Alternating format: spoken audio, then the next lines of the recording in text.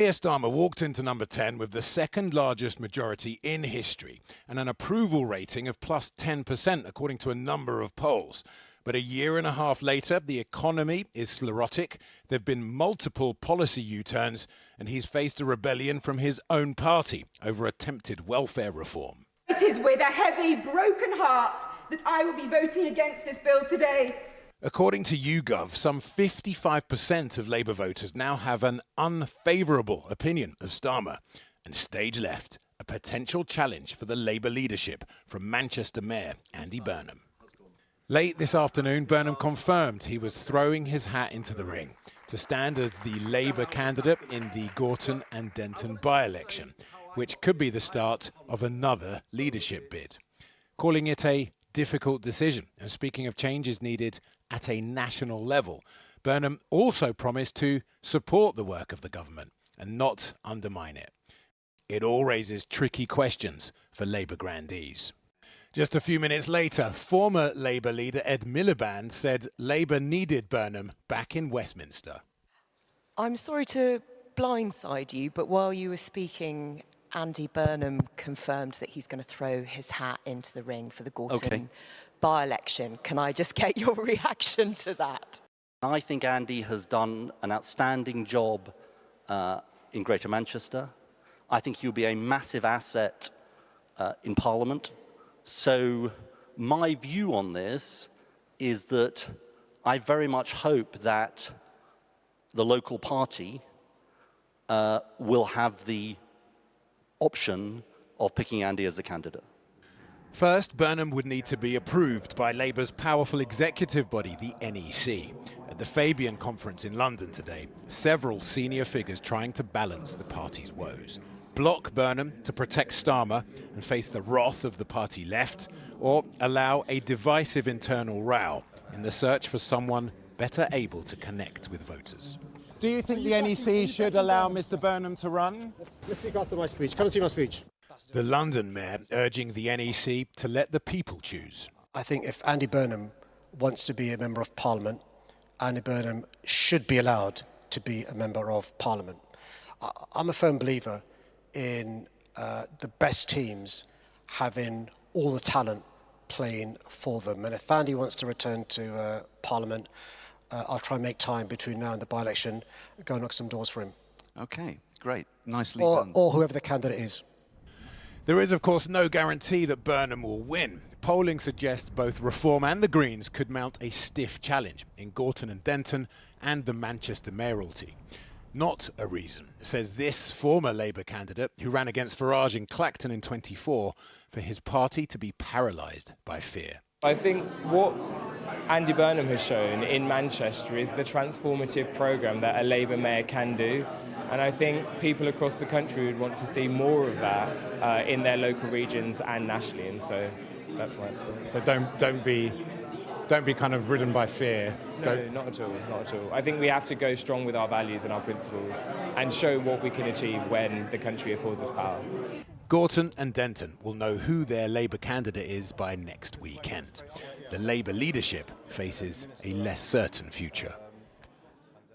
Kemi and Zaram there. So what does Andy Burnham's announcement mean for Labour?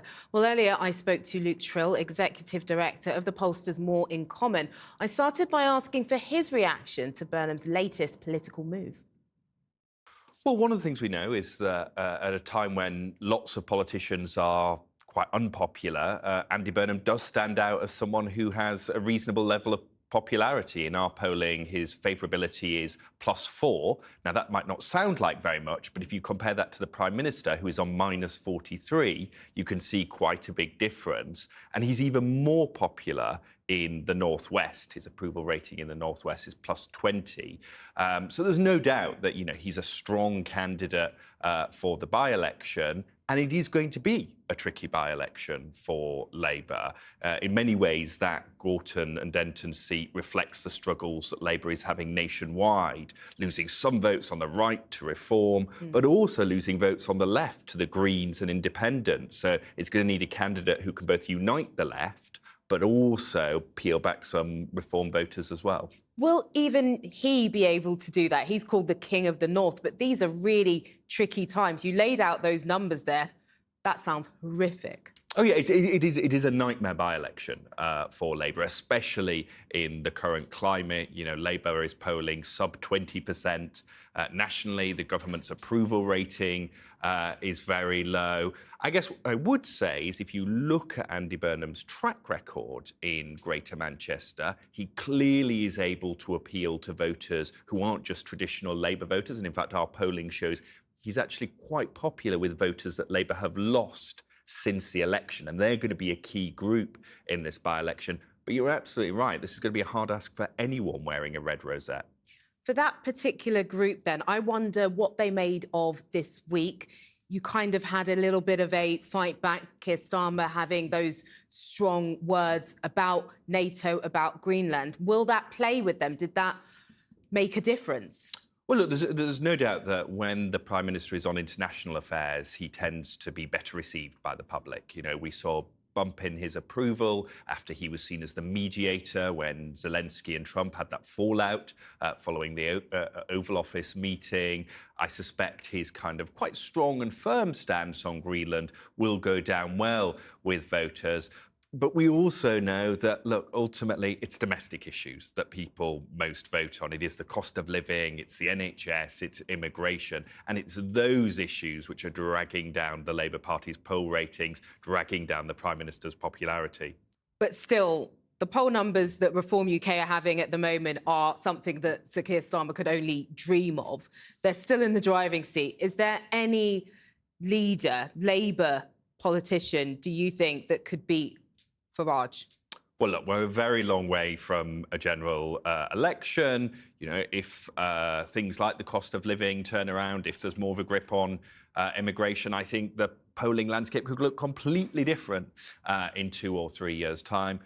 There is no doubt, though, that the Prime Minister now has a significant amount of baggage. And I think Labour MPs will be questioning whether he is the right person to fight the next general election because of those poll numbers. And perhaps someone who is less tainted by that might come in. But they've got to weigh that against, why did voters kick the Tories out so comprehensively? Because it looked like they were addicted to chaos, chopping and changing. So, you know, it's not an easy equation here. Lots to look out for, lots to play for. Of course, Luke Trill from More in Common, thank you very much for joining us. Thank you.